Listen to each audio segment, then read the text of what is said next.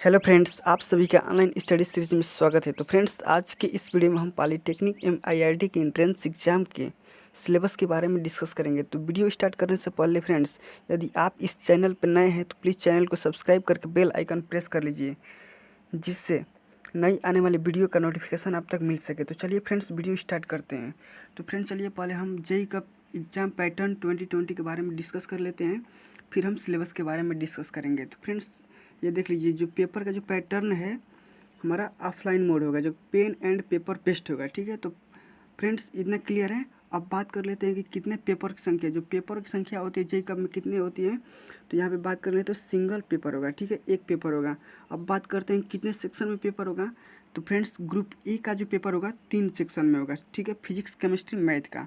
अब यही बात कर लेते हैं कि जो ग्रुप बी से लेकर के बीच का जो कितने सेक्शन होंगे, तो उसके मतलब different section as per course के हिसाब से होंगे। ठीक है, अब बात करते हैं कि जो क्वेश्चन पेपर का जो टाइप होता है किस प्रकार का होता है। क्वेश्चन पेपर का जो टाइप होता है वो होता है सिंगल सिलेक्टेड मल्टीपल चॉइस, मतलब 4 ऑप्शन रहेंगे, आपको एक ऑप्शन चूज करना होगा। ठीक है, अब बात करते हैं कि जो 400 नंबर का पेपर होगा, ठीक है, जिसमें 100 क्वेश्चन रहेंगे, 3 घंटे का होगा। ठीक है, अब जो पेपर का जो लैंग्वेज होगा किस किस लैंग्वेज में होगा, तो यही बात कर लेते हैं कि पेपर 2 लैंग्वेज में होगा। ठीक है, इंग्लिश में होगा और हिंदी में होगा। अब फ्रेंड्स बात करते हैं कि जेईई कप सिलेबस के बारे में डिस्कस करते हैं। ठीक है, कि जेईई कप सिलेबस, इसका सिलेबस क्या क्या है। ठीक है, तो जेईई कप सिलेबस के बारे में डिस्कस करने से पहले हम जानते हैं ग्रुप ए का जो सिलेबस होगा 10th बेस पे होगा। मिनिमम इसकी क्वालिफिकेशन जो होगी 10th होगी। 10th syllabus of UP board. Math का जो आपके जो परसेंटेज रहेंगे इसमें 50% आएंगे, और जो फिजिक्स केमिस्ट्री रहेंगे 50% रहेंगे। ठीक है, इतना क्लियर है। तो फ्रेंड्स सबसे पहले हम मैथ का जो सिलेबस है, ये देखिए, ये मैं पूरा सिलेबस लेकर आया हूँ। ठीक है, फिजिक्स का, केमिस्ट्री का और मैथ का। और फ्रेंड्स एक बात और बता दूं, जो आईआईटी का जो पेपर होता है उसमें जो क्वेश्चन की संख्या होती है 75 होती है, और जो नंबर जो होता है वो 300 नंबर का होता है। ठीक है, और जो निगेटिव मार्क होती है उसमें भी 1/3 होता है। ठीक है, इतना क्लियर है। अब चलिए हम बात करते हैं कि मैथमेटिक्स सबसे पहले डिस्कस कर लेते हैं। ये जो सिलेबस है दोनों चीज़ के लिए है, पॉलिटेक्निक के लिए भी है और आईआईटी के लिए भी है। तो फ्रेंड्स चलिए मैथ में हम सिलेबस डिस्कस कर लेते हैं। तो जो मैथ का जो आएगा सिलेबस, सबसे पहले हम बात करते हैं संख्या पद्धति यानी नंबर सिस्टम। तो नंबर सिस्टम आपसे ये टच करेगा। ठीक है, अब यहीं बात कर लेते हैं साधारण एवं चक्रवृद्धि भी आ जाएगा, चाल समय दूरी आएगा, काम और समय आएगा। ठीक है, लाभ हानि आएगा, परसेंटेज आएगा, साझेदारी आएगा, बैंक में पूंजी आएगा। अब बात करते हैं कि स्टैटिक्स में क्या क्या आएगा। तो स्टैटिक्स में एक चैप्टर टच करता है केंद्रीय प्रवृत्ति की मापें। ठीक है, अब बात करते हैं एलजेब्रा में। एलजेब्रा में देखिए इतना 6-7 चैप्टर टच करता है। ठीक है, वर्गमूल, घनमूल एवं करड़ी आता है, घातांकों के सिद्धांत आता है, लघुगणक में आ जाता है, लॉ के नियम क्या क्या है ये सब पूछ लेता है। ठीक है, अब बीजगणितीय के महत्वपूर्ण सूत्र पे आधारित प्रश्न पूछ लेता है। ठीक है, फैक्टर पूछता है यानी गुणनखंड। अब लसा मसा भी टच करता है यानी लघुत्तम समापवर्तक एवं महत्तम समापवर्तक। अब रैखिक एवं द्विघात समीकरण पूछता है। ठीक है, अब बात कर लेते हैं यहीं पे ट्रिग्नोमेट्री यानी त्रिकोणमिति से कौन कौन चैप्टर पूछते हैं। तो त्रिकोणमिति से 2 चैप्टर टच करता है, त्रिकोणमिति विविध यानी ट्रिग्नोमेट्री मिसलेनियस। अब चाहिए हम दूरी भी पूछ लेता है। ठीक है, अब बात करते हैं कि कोऑर्डिनेट ज्योमेट्री भी टच करता है। ये जो कोऑर्डिनेट ज्योमेट्री में पूछता है कि बिंदुओं के निर्देशांक पूछ लेता है और सरल रेखा पूछता है। ठीक है, ज्योमेट्री से यानी रेखागणित से क्या क्या पूछता है। तो रेखागणित से पूछ लेता है कि पाइथागोरस प्रमेय का अनुप्रयोग पूछ लेता है, सर्किल पूछता है, वृत्त की स्पर्श रेखा पूछ लेता है। ठीक है, ज्यामितीय आकृतियों की समरूपता पूछता है। ठीक है, कि कौन कौन सिमेट्रिकल है। ठीक है, सिमेट्रिकल से क्वेश्चन हमेशा टच करता है। ठीक है, अब बात करते हैं कि विस्तार कलन से भी क्वेश्चन आ जाता है। इससे विस्तार कलन से यानी समतल आकृतियों के क्षेत्रफल पूछ लेता है। ठीक है, सॉलिड ज्योमेट्री से यानी ठोस ज्यामिति से कौन कौन से चैप्टर टच करते हैं। तो ठोस ज्योमेट्री से आपको टच करेंगे घन, घनाभ और बेलन। ठीक है, और प्रिज्म, पिरामिड और शंकु भी पूछता है, गोला भी पूछ लेता है। ठीक है, अब बात करते हैं मिसलेनियस में कौन कौन सा फ्रेंड्स पूछता है।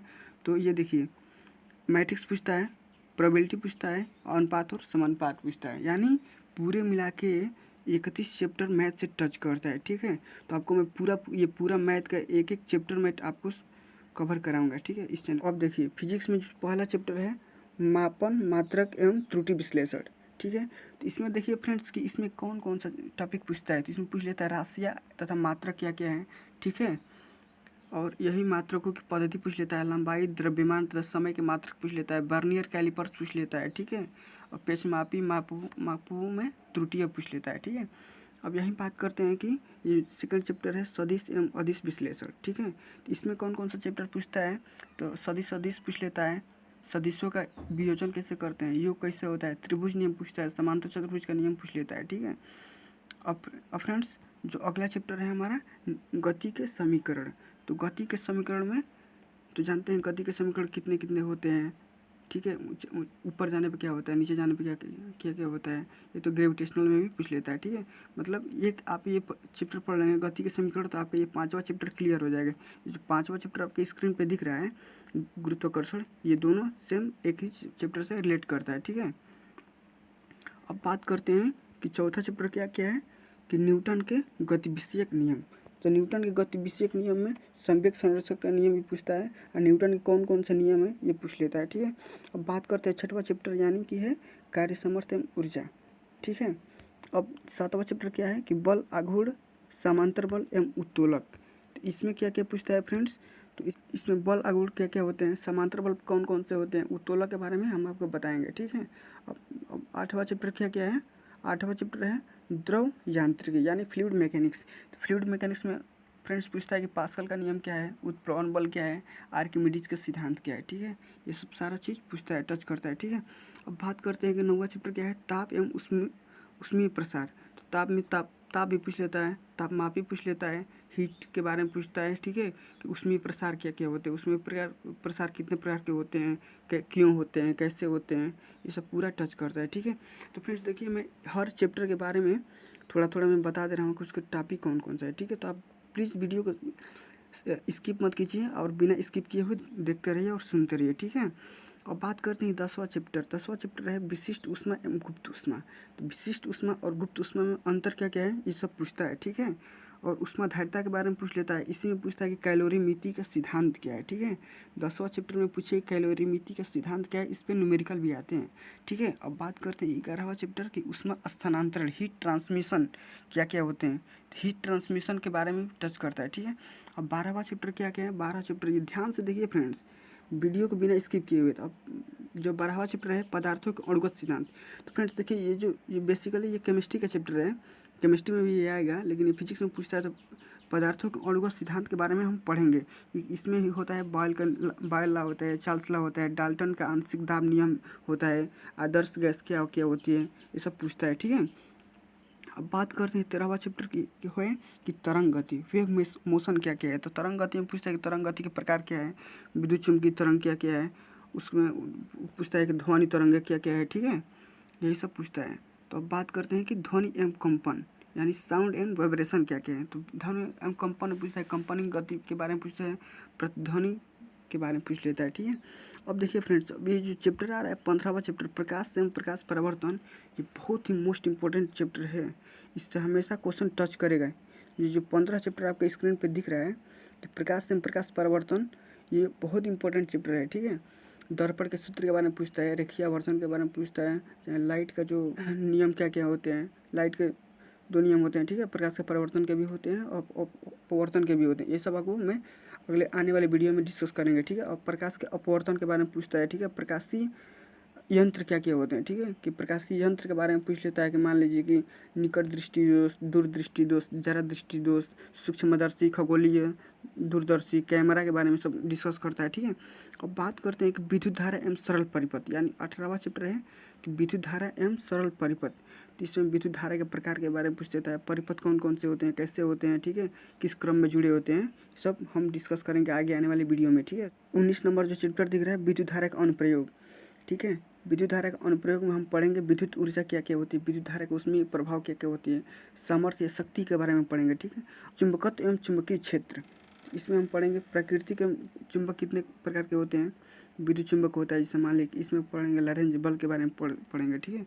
अब यही बात कर लेते हैं कि विद्युत चुंबकीय प्रेरण क्या क्या होते हैं। तो विद्युत चुंबकीय प्रेरण के बारे में पढ़ेंगे, फैराडे लॉ इसी में पढ़ेंगे, ठीक है। लॉरेंज बल के आधार पर ईएमएफ हम निकालना इसी में सीखेंगे, ठीक है। तो फ्रेंड्स देखिए 25 नंबर के आएंगे फिजिक्स से, लेकिन 21 चैप्टर आपको पढ़ने पड़ेंगे, ठीक है। आपको दोनों कवर हो जाएंगे, ठीक है। ग्रुप ए का जो सेक्शन सी में जो आएगा ये केमिस्ट्री आएगा, ठीक है। केमिस्ट्री के 19 चैप्टर हैं, इसमें से आपको मतलब 20 या 25 क्वेश्चन हमेशा टच करने को मिलेंगे, ठीक है। तो अब बात करते हैं कि ये जो पहला चैप्टर है द्रव्य एवं द्रव्य की अवस्थाएं, तो द्रव्य क्या क्या होती हैं, इनकी अवस्थाएं क्या क्या होती है, ठीक है। ये हम डिस्कस करेंगे आगे आने वाली वीडियो में, ठीक है। अब इसी में पढ़ेंगे द्रव्य का अणुगत सिद्धांत क्या क्या होते हैं, ठीक है। अब दूसरा चैप्टर है परमाणु संरचना, एटॉमिक स्ट्रक्चर। एटॉमिक स्ट्रक्चर में देखिए फ्रेंड्स बहुत सारे टॉपिक हैं, जैसे Dalton's atomic theory, modern atomic theory, परमाणु के मूल कण क्या क्या होते हैं, इलेक्ट्रॉन प्रोटॉन न्यूट्रॉन होते हैं, जैसे मान लीजिए रदरफोर्ड का परमाणु मॉडल इसी में पढ़ेंगे, ठीक है। नील्स बोर का परमाणु मॉडल इसी में पढ़ेंगे, क्वांटम संख्याएँ इसी में पढ़ेंगे, परमाणु संख्या चाहे द्रव्यमान संख्या इसी में डिस्कस करेंगे, ठीक है। अब तीसरा चैप्टर है रेडियो एक्टिविता। तो रेडियो एक्टिविता अपने आप में एक बहुत मतलब अच्छा चैप्टर है। तो इसमें क्या क्या पढ़ेंगे कि मतलब अल्फा रेस क्या क्या होती है, बीटा रेस क्या क्या होती है, और गामा रेस क्या होती है, रेडियो एक्टिविता विकिरण का सिद्धांत क्या होती है, कृत्रिम तत्वांतरण इसमें पढ़ेंगे, चाहे कृत्रिम रेडियो एक्टिविता के बारे में हम पढ़ लेंगे, ठीक है। अब चौथा चैप्टर आपके स्क्रीन पे जो दिख रहा है रासायनिक संयोग के नियम, ये बहुत ही इंपॉर्टेंट चैप्टर है, ये आपको 9th के क्लास में पढ़ने को मिले होंगे, ठीक है। तो इसमें हम पढ़ेंगे कि द्रव्य के अविनाशिता के नियम पढ़ेंगे, स्थिर अनुपात के नियम पढ़ेंगे, गुणित अनुपात का नियम पढ़ेंगे, व्युत्क्रमण अनुपात का नियम पढ़ेंगे। और जो पांचवा चैप्टर है उत्प्रेरक एवं उत्प्रेरण, कैटालिस्ट एवं कैटालिसिस, तो इसमें हम पढ़ेंगे कि उत्प्रेरक क्या क्या होते हैं, उत्प्रेरण क्या क्या होते हैं, मतलब कि हम आपको रिएक्शन के अनुसार इस चैप्टर के बारे में हम बताएंगे, ठीक है। अब छठवां चैप्टर है कि तुल्यांकी भार, परमाणु भार एवं अणु भार। तो इसके बारे में किसी भी तत्व का तुल्यांकी भार कितना होगा, परमाणु भार कितना होगा, अणु भार क्या क्या होगा, ये सब हम डिस्कस करेंगे। अब सातवां जो चैप्टर है, ये जो सातवां चैप्टर आपको स्क्रीन पे दिख रहा है गैसीय लॉ।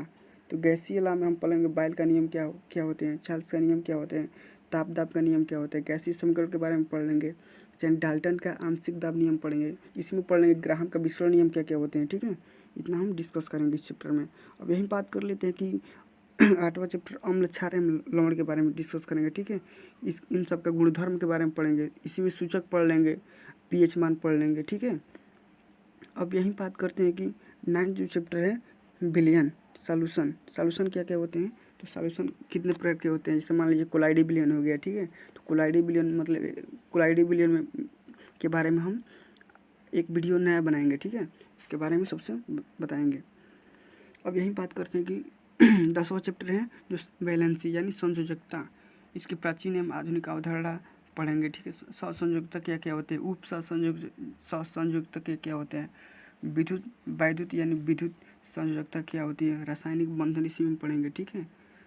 अब यही बात कर लेते हैं 11वां चैप्टर है औद्योगिक रसायन, ठीक है। प्रतीक एवं सूत्र भी पढ़ेंगे, रासायनिक अभिक्रिया पढ़ेंगे, ठीक है। रासायनिक अभिक्रिया तो हम आपको रिएक्शन के थ्रू कराएंगे, ठीक है। तत्वों का आवर्ती वर्गीकरण यानी इसमें हम पढ़ेंगे डोबरराइनर का त्रिक नियम क्या क्या होते हैं, न्यूलैंड का अष्टक नियम क्या होते हैं, मेंडलीफ का आवर्त नियम पढ़ेंगे, ठीक है। अब 15वां चैप्टर पढ़ेंगे कि मतलब कि पेयजल का आयतनीय संगठन, इस चैप्टर के बारे में डिस्कस किया जाएगा, ठीक है। अब अगला चैप्टर है ईंधन यानी फ्यूल क्या होते हैं, फ्यूल का वर्गीकरण पढ़ेंगे, ईंधन का ऊष्मीय मान क्या क्या होते हैं, जीवाश्म ईंधन होता है जैसे पेट्रोल कोयला हो गया, ठीक है। अब प्रमुख गैसें इसे देख लीजिए hydrogen, nitrogen, oxygen, chlorine, ammonia, sulphur dioxide, hydrogen sulphide, देख लीजिए हाइड्रोजन क्लोरीन हो गया, ठीक है। अब अगला चैप्टर है अगला चैप्टर क्या है कि धातु कर्म मेटलर्जी। तो धातु कर्म में पढ़ेंगे कि धातु धातु उपधातु क्या होती है और इसके सांद्रण किस किस मेथड से किया जाता है, तो इस चीज़ के बारे में सारे डिस्कस करेंगे, ठीक है। अब अगला चैप्टर है कार्बनिक यौगिक ऑर्गेनिक कंपाउंड पढ़ेंगे कि हाइड्रोकार्बन के बारे में पढ़ेंगे, ये कितने प्रकार के होते हैं, जिसके मान लीजिए संतृप्त हाइड्रोकार्बन हो गया, असंतृप्त हाइड्रोकार्बन हो गया, methane, ethane, ethylene, acetylene, methanol, या चाहे मेथेनॉल का दूसरा भी नाम है मेथिल एल्कोहल, ठीक है। बहुलीकरण इसमें पढ़ेंगे, ठीक है। तो फ्रेंड्स ये था हमारा पूरा सिलेबस, ठीक है। अब आगे आने वाली वीडियो में हम पूरा सिलेबस के बारे में अब मतलब कवर करेंगे, पूरा सिलेबस आपको कवर करवाया जाएगा। तब तक के लिए फ्रेंड्स बाय, नमस्कार, thanks for watching this video.